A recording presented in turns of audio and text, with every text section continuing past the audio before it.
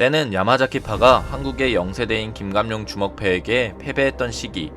그 패배로 인해 야마자키의 수장인 신게는 무기력에 빠지게 됐고, 부재나 다름없는 총재로 인해 부총재인 신타로는 야마자키 가문에게는 다음 시대를 위한 힘이 절실하다며 가문의 여식들을 대동하여 신게네 아이들을 낳게 됩니다. 그렇게 태어난 아이들 중 대부분이 야마자키의 특유의 여관이 없었고, 단 한 명만이 신겐과 신타로가 쓰는 무의식의 여관을 가지고 태어났으니 그 아이가 바로 종건이었죠. 종건은 어릴 적부터 싸움의 천재성이 돋보여 어떤 무술을 배우던 간에 한 달도 되지 않아 마스터를 할 정도로 야마자키의 다음 세대를 위한 전투병기로 길러졌고, 그는 초등학생의 나이로 일본의 고교연합과 한때 와라이오니가 있었던 청룡열차까지 무력으로 통합하여 엄청난 실력을 보여줬지만 그는 결국 감정 없는 괴물이었죠.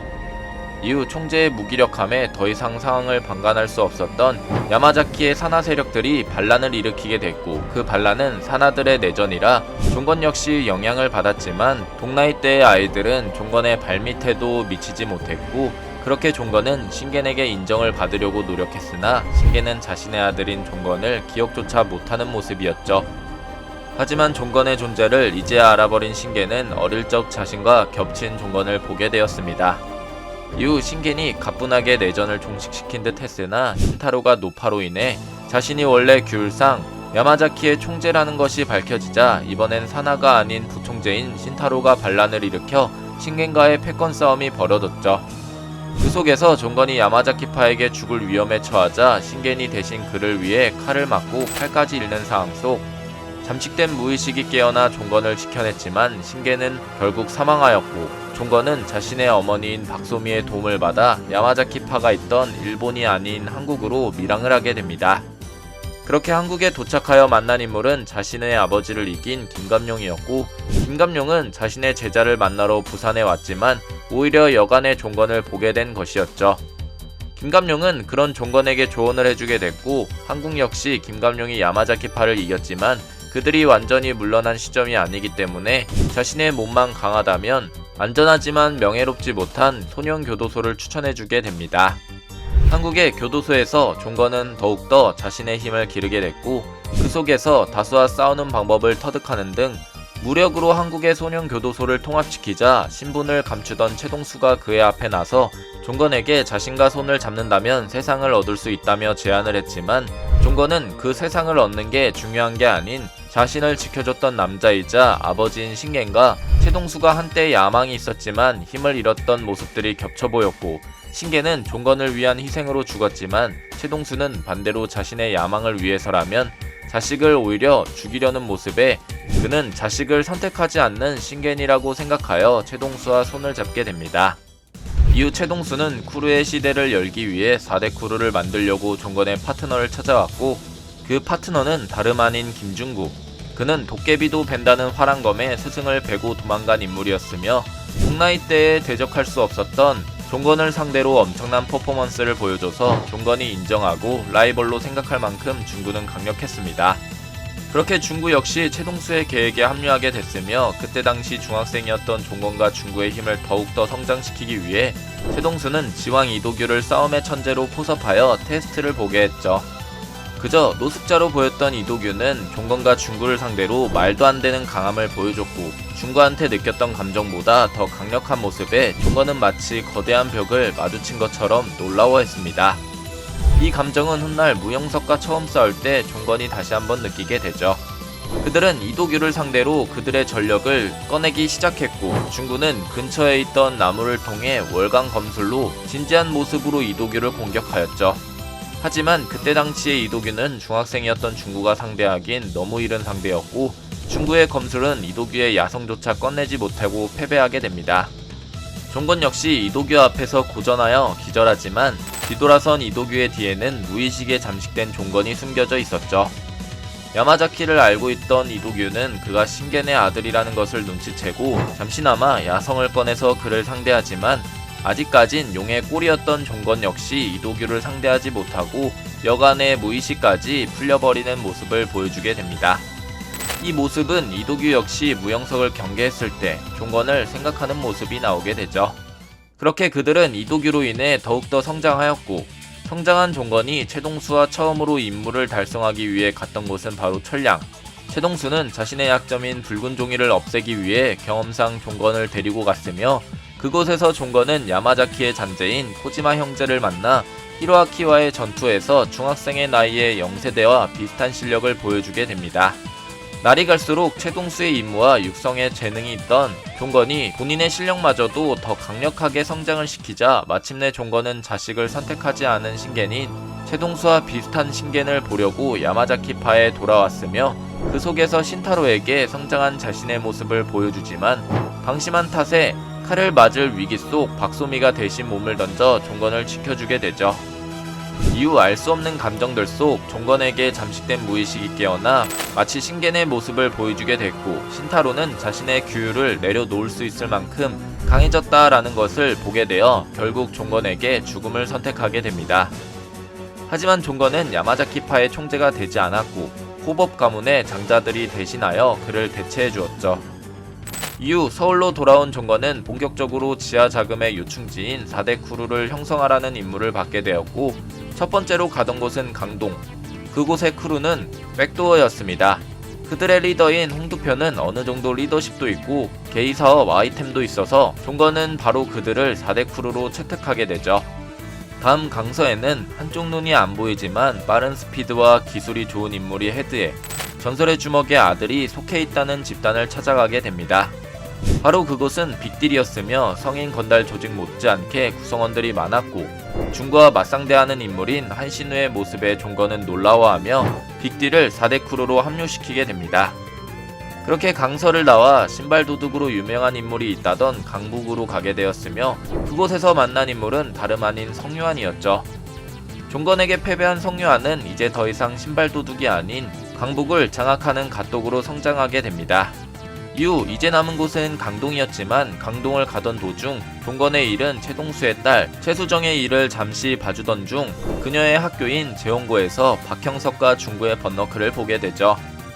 한편 강동의 백도어가 박살이 났다는 소식들이 들려왔으며 그 백도어를 박살낸 인물은 다름 아닌 호스텔의 장현이었고 종건은 장현의 호스텔과 다른 크루의 멤버들이 싸우는 장면을 보고 마지막에 종건이 싸움에 직접 참여하면서 호스텔의 가능성을 높게 평가한 종건은 호스텔을 강동의 4대 크루로 선정하게 됩니다.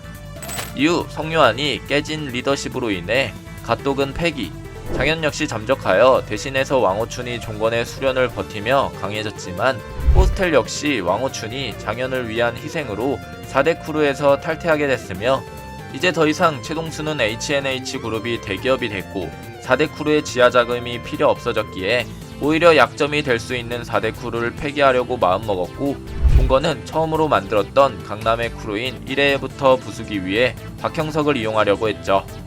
무의식의 박형석과 처음으로 싸워본 종건은 패배할 뻔한 상황까지 이르고 형석이 정신을 차리자 형석의 힘으로 충분히 1회에 폐기를 맡길 수 있다고 생각한 종건은 형석에게 1회의 배지를 주곤 돌연 잠적을 하게 됩니다. 그렇게 잠적했던 종건이 발견된 곳은 바로 이지훈이 다녔던 문성고등학교였으며 거기서 그는 이지훈의 과거 및 최동수의 악행들을 숨기고 있었죠. 하지만 그곳을 알고 있던 인물이 그를 찾았으며 그 인물은 다름 아닌 작은 형석이었고 종건은 그가 누군지 모르는 상황. 작은 형석은 큰 형석이 납치되자 강한 힘이 필요했고 그가 알고 있는 가장 강한 남자는 바로 종건. 종건은 웬 귀찮은 날파리가 자신이 관리하는 이 폐교를 찾아왔나 싶었지만 작은 형석은 성유한보다 더 완벽한 카피를 가지고 있는 인물이었죠. 마침내 자신의 육성 능력으로 걸작을 만들 기회가 생긴 종건은 작은 형석을 단숨에 1세대 왕급으로 키워내게 됩니다. 이후 최동수에게서 연락이 왔고 그 연락은 다름 아닌 1회의 몰락과 빅딜을 지켜달라는 말이었죠. 종건은 빅딜의 거리로 찾아가 1회의 전력들을 마주치게 됐고 그동안 있었던 종건에 대한 파워 밸런스를 무력하게 1회의 멤버들을 박살내며 종건은 건재하다는 것을 다시 한번 보여주게 됩니다. 그곳에서 종건은 1회에 최종 전력으로 추정되는 이지훈을 만났고 이지훈이 더 이상 최동수의 편이 아닌 배신을 했다는 것을 알았기에 바로 전력 모드로 옷을 찢고 준비하던 찰나 최동수가 다시 한번 연락이 와서 그와의 싸움을 말리게 되며 끝이 나게 되죠. 종건은 최동수의 판단력에 당황을 했지만 그건 훗날 최동수의 흑막 중 일부분이었습니다. 이지훈이 최동수를 배신함에 따라 1회와의 전쟁이 임박했으며 중구 역시 1회의 편에서 최동수를 공격하려고 종건에게 손을 내밀지만 종건은 최동수와 잔을 나눴다며 중구의 제안을 거절하게 됩니다.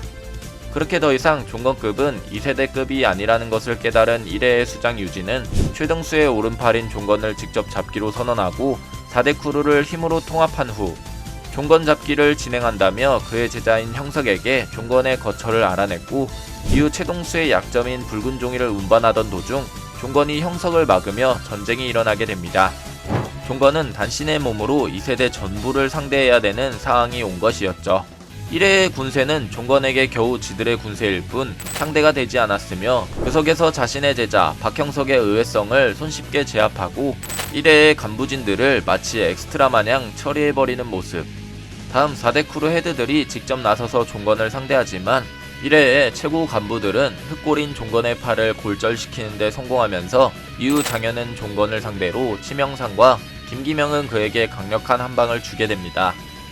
그럼에도 종건은 건재하였으며 마지막 헤드인 성유한과의 싸움에서 패배를 할 뻔했지만 각성한 성유한을 상대로 아드레날린이 발휘되어 골절된 팔을 사용하여 그를 공략시켰고 성유한마저도 정신을 잃게 만들죠.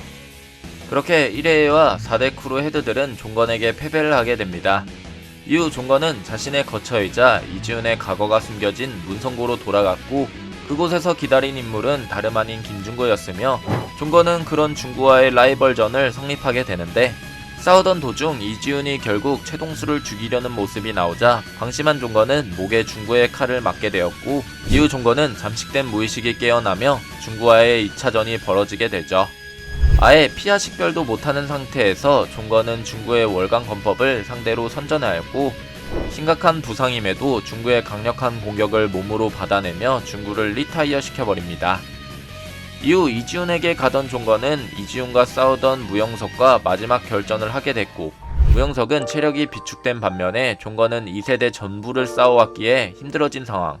2세대에서 제일 강력한 인물인 무영석이 그렇게 승기를 잡았고 종건은 결국 잠식된 무의식이 풀리게 됩니다. 정신은 돌아왔지만 그동안에 입은 피해량 때문에 체력이 얼마 없는 종건은 상대에 따라 힘이 달라지는 무영석의 공략법을 직접 행동에 임했으며 무영석마저 잡아내고 2세대는 완전히 종건에게 격파당하고 말죠. 하지만 최동수는 결국 작은 형석이 찾아온 붉은 종이로 인해 죽음을 선택했고 종건은 최동수가 저질렀던 악행들을 모조리 본인이 뒤집어 쓰면서 교도소에 가게 됩니다. 자, 현재까지 나온 종건의 스토리는 여기까지입니다. 앞으로 최동수의 목줄이 풀린 종건의 행방은 과연 어떻게 될까요? 여러분들의 생각을 댓글로 적어주시길 바랍니다. 이상 시청해주셔서 감사합니다.